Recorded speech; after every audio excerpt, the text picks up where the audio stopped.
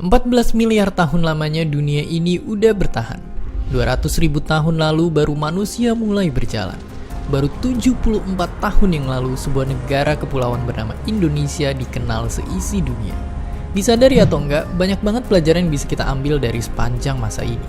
Dari hal kecil kayak kenapa ada yang makan pakai sendok dan ada yang pakai tangan, sampai alasan negeri kita dijajah sama orang asing selama ratusan tahun.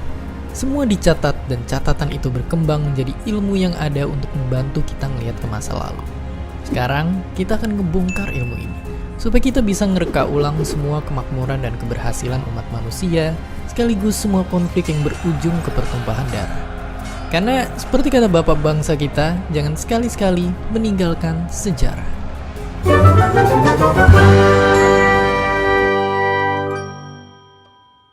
Kalau dengar kata sejarah aja kita udah langsung ngantuk, mungkin itu karena cara pandang yang kita pakai selama ini salah. Padahal, gampangnya banget, sejarah itu bisa kita ibaratin kayak kamera di HP kita. Ya, dia berguna untuk bantu kita nyimpen kenangan. Tapi lebih dari itu, banyak juga fitur kamera HP yang manfaatnya persis kayak sejarah. Kita bisa ngira-ngira umur sesuatu dari sana. Kita juga bisa tahu kapan dan di mana foto itu diambil, dan begitu udah selesai kita tinggal nyimpen fotonya di album kita selayaknya koleksi-koleksi bersejarah disimpan di dalam museum-museum di seluruh dunia. Itulah ilmu sejarah secara sederhana. Alasan utama kita mungkin gak suka pelajaran sejarah di sekolah adalah karena kita gak bisa ngegambarin kegunaan nyatanya belajar sejarah. Padahal kalau kita udah nemu cara untuk memahami ilmu ini, ide-ide cemerlang akan muncul dengan sendirinya. Yang perlu kita lakuin adalah pelajarin sejarah di bidang yang kita minatin. Misalnya, kalau kalian mau jadi ahli maritim dan perkapalan, belajar sejarah Yunani tentang Archimedes dan Ptolemy bisa jadi gerbang yang ngebuka masuknya banyak ide inovasi dari arah yang gak terduga. Kalau kamu mau jadi pilot, belajar sejarah kedirgantaraan dan orang-orang yang terkenal di bidang itu. Itu bakalan ngebantu banget untuk nambah banyak ilmu. Kurang lebih begini kalau mau dibikin sederhana ya gitu. Jadi kalau belajar sejarah ini kan kita mengenal masa lalu agar mengetahui tempat kita di masa sekarang lebih baik.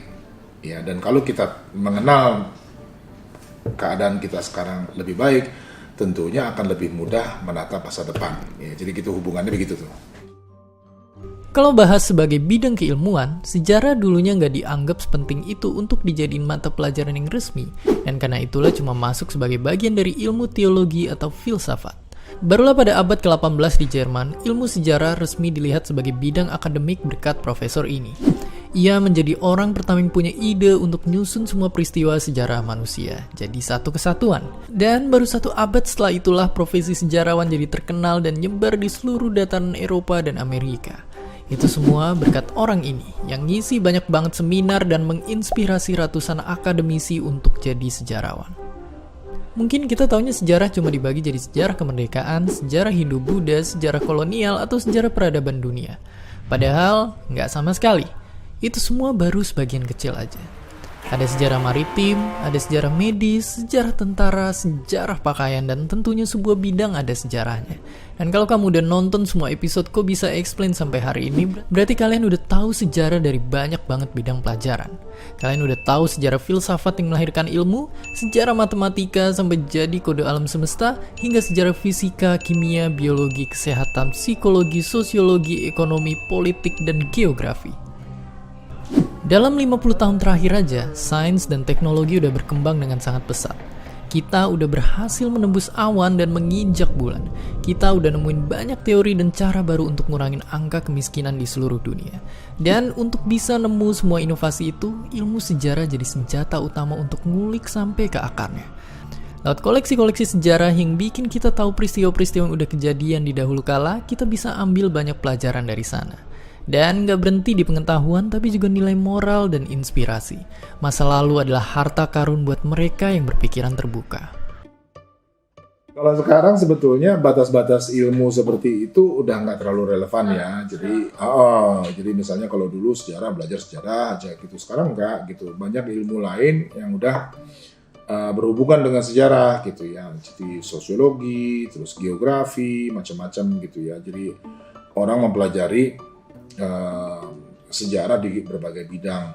Ilmu bantunya juga udah jauh lebih banyak ya sekarang ini gitu. Misalnya kimia gitu. Itu juga berguna untuk sejarah, untuk mengetahui misalnya dengan pengukuran karbon usia dari peninggalan tertentu gitu ya. Coba kita lihat berita. Masyarakat kita terlalu fokus sama hal-hal yang terjadi dalam 1 jam terakhir aja. Padahal sebagian besar hal-hal yang perlu kita perhatiin dan lestarikan yang penuh inspirasi dan bisa ngebawa makna buat hidup kita jauh lebih tua dari itu. Ilmu sejarah ngenalin kita dengan banyak banget pengetahuan dan nilai moral yang sebenarnya kita butuhin, tapi mungkin gak bisa ditemuin di dunia saat ini. Kita bisa kaya dengan ilmu sejarah berkat kisah-kisah dan catatan dari leluhur kita. Semua peradaban ngasihin catatan yang beda-beda, pakai huruf yang beda-beda. Untungnya, kita berhasil nyari tahu gimana biar semua peninggalan itu bisa dikomunikasiin ke kita dan ilmunya pun bisa terus berkembang dari penyampaian informasi antar generasi. Berkat penyampaian ilmu inilah, kita udah bisa nyelam ke laut terdalam sampai terbang nembus angkasa. Menyebarkan seluruh pengetahuan yang kita punya dan terus menyambung harapan ke masa depan. Dan itu semua nggak akan kejadian tanpa adanya bahasa.